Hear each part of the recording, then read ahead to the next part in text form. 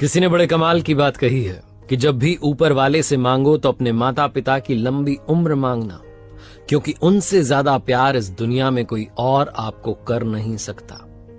नमस्ते दोस्तों, मैं हूं आरजे कार्तिक। एक बहुत छोटी सी कहानी एक पिता पुत्र की, जो समुद्री रास्ते से कहीं दूसरी ओर जा रहे थे और बीच समुद्र में, बीच मझधार में उनकी नाव जिस बोट पर सवार थे वो खराब हो गई।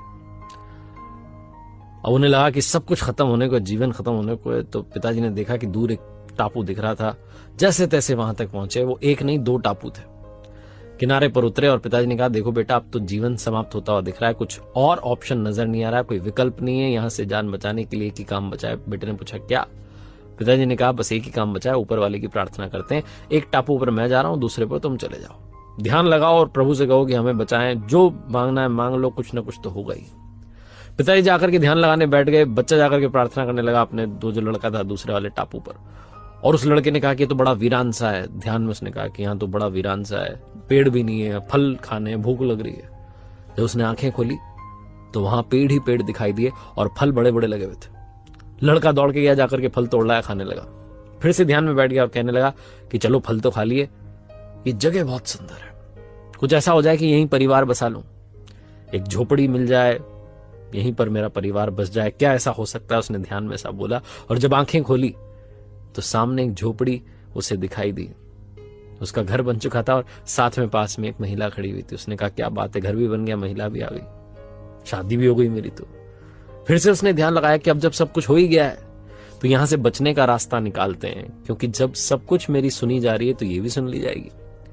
तो उसने आंखें बंद की, ध्यान लगाया और कहा कि हे प्रभु, बस एक नाव का इंतजाम करवा दो ताकि मैं अपने परिवार को लेकर यहां से निकल लूं। और जब उसने आंखें खोली तो सामने की तरफ किनारे पर उसे एक अच्छी सी सुंदर सी नाव दिखाई दी जो जाने के लिए तैयार थी। लड़का दौड़ के उस स्त्री को साथ में लेकर के दौड़ा और जाकर के नाव में चढ़ गया कि बस निकलना है। तभी आकाशवाणी हुई और आवाज आई कि बेटा, अकेले अकेले जा रहे हो, अपने पापा को साथ नहीं ले जाओगे। उस लड़के ने कहा कि मेरे पिताजी के कर्मों का फल मिल रहा है उन्हें, उनके चक्कर में यहां आ गए। मेरे पिताजी ने अगर अच्छे कर्म करे होते तो अभी उनकी नहीं सुन ली होती आपने। देखो चुपचाप वैसे के वैसे ही बैठे हैं, कुछ हो ही नहीं रहा उस तरफ। हमारे यहाँ देखो सब कुछ बदल गया है, पेड़ आ गए, फल आ गए, झोपड़ी बन गई, मेरे लिए तो स्त्री भी आ गई, शादी भी हो गई मेरी तो। सब आपने सुन ली, मेरे पिताजी की तो सुन ही नहीं रहे हो। उन्हें उनके कर्मों का फल मिल रहा है, मिलने दो, हम यहां से निकलेंगे, उन्हें भुगतने दो। आकाशवाणी फिर से हुई कि बेटा, तुम जानना नहीं चाहते कि वो मांग क्या रहे हैं? उस लड़के ने कहा, हाँ बताओ बताओ, मांग क्या रहे हैं जो मिल नहीं रहा है उन्हें? ऐसा क्या मांग लिया उन्होंने?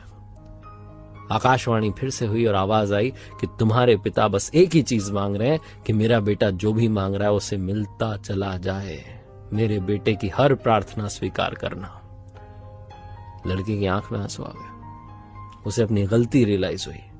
लेकिन हम में से कईयों को गलती रियलाइज नहीं होती। हमें लगता है कि माता पिता तो हमारे साथ हैं, ठीक है ना, चल ही रहा है। हम फॉर ग्रांटेड ले लेते हैं, हमें लगता है कि ठीक है, कोई बड़ी बात नहीं। हम भूल जाते हैं कि इस दुनिया में सबसे ज्यादा मोहब्बत, सबसे ज्यादा प्यार हमें हमारे माता पिता ही करते हैं। दुनिया का हर शख्स ये चाहता है कि आप आगे बढ़ें, लेकिन एक कदम उसका आपसे आगे हो, वो आपसे थोड़ा सा आगे निकला हो, वो थोड़ा सा और उन्नति कर ले। लेकिन सिर्फ माता पिता ऐसा चाहते हैं कि आप उनसे भी ज्यादा प्रोग्रेस करें, उनसे भी ज्यादा नाम कमाएं, शोहरत कमाएं, पैसा कमाएं, खुशियां लाएं। एक बार फिर से वही बात जो अक्सर आपसे कहता हूं, ऊपर वाले के आशीर्वाद, अपनी मेहनत और अपनों के प्यार के साथ कर